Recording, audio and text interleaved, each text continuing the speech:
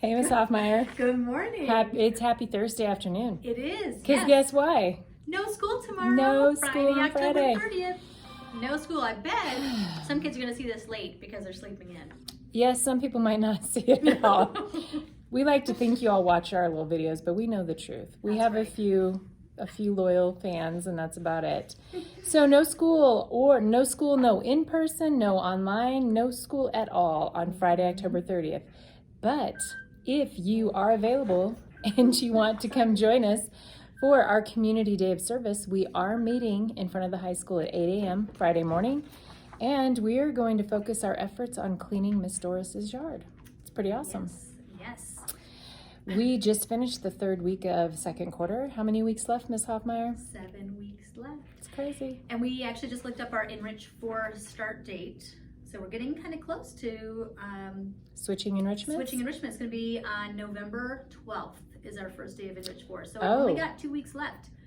That will be, Enrich so 3. we don't have school on Wednesday, November 11th because of Correct. Veterans Day. So they're going to be switching on November 12th. So Monday, Tuesday would be the first. Monday, Tuesday is going to be the first or the last 2 days of their Enrich 3, and then Thursday will be Enrich 4. So that's November 12th. All right, good to know. Mm-hmm. And speaking of Veterans Day, we won't have school on the 11th. And this year we aren't going to do an assembly because we're still practicing a lot of safety measures. But we want to let our veterans know how much we appreciate them. So we will be accepting letters of appreciation, and we will get those to the VFW and other veterans in our community. So if you want to write a letter of appreciation to the veterans, you can do just a generic one and we'll get it to someone. If you have someone specific in mind, go ahead and send that off to them. Any news on the sports front, Ms. Hoffmeyer? So volleyball tryouts end today, Thursday. Wrestling practice is going to be starting, or has started this week, 4:15 to 6 o'clock in the East Campus Gym. Anybody who is playing sports must pay the $30 pay-to-play fee. That can be paid by credit card here at the school, by cash or check at the district office, or it can be paid online, which is a super easy way by credit card as well. Yes, I just listened to you teach a parent how to do that. Yeah, Easy it's breezy. super easy. And then we also need to make sure that we have all of our athletes registered through Register My Athlete, and that is also on the junior high website page under BRJH Athletics. Awesome. Oh, and one more thing. Softball and football players, make sure you're getting your jerseys, your uniforms, and all of your equipment turned in. Get it turned in. Distance learning tip of the day. I'm thinking maybe the tip should be, let's use our school communication to do school things. Correct. We've had a lot of communication with students this week about not using Microsoft Teams.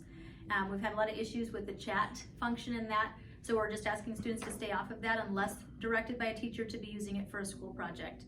We shouldn't be in there. You can communicate with friends through Outlook. You can communicate through Canvas. We should keep our communication school related, and definitely please make sure you're keeping it appropriate. Right, and so parents, we might advise them, our other distance learning tip of the day might be for parents to sit down and look at all those accounts and kind of review the kinds of messages that their students might be sending. That would be probably a very helpful thing to do. We would also recommend that parents look at Microsoft Word in their Microsoft Office suite under Canvas ClassLink Launchpad, because students are communicating with friends through Microsoft Word. Like sharing a document. Share documents, right? Which is, I mean, that is not a problem if it's kept appropriate. We just need to make sure we're keeping things appropriate. And we want you guys to have these social emotional connections. We just need them to be done in appropriate ways and through the right platforms. So that's what we're asking you to do.